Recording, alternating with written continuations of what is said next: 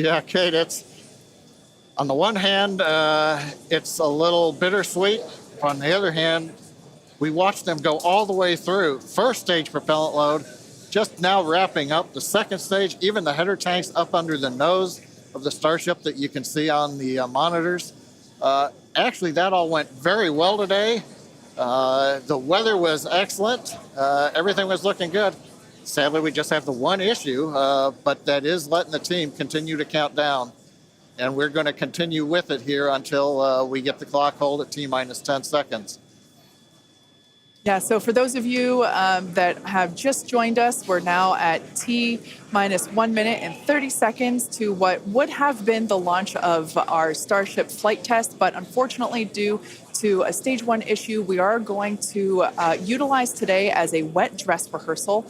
Instead, we are not going to attempt launch. The teams are basically saying that we're scrubbing our launch attempt for today, and we are expecting a minimum of 48 hours in order to recycle.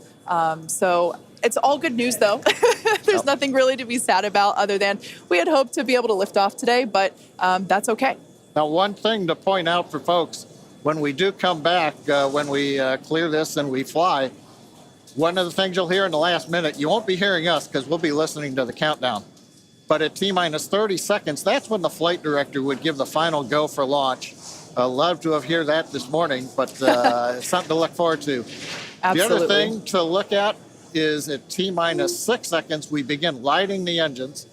Up on your monitor, you can see there, T-minus 40 seconds. We did hit the 40-second hold point, and they are holding for a moment.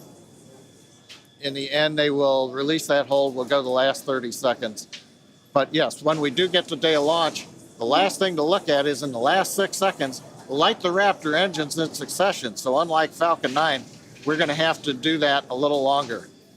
We're hearing right now the clock is going to hold here at T-minus 40 seconds.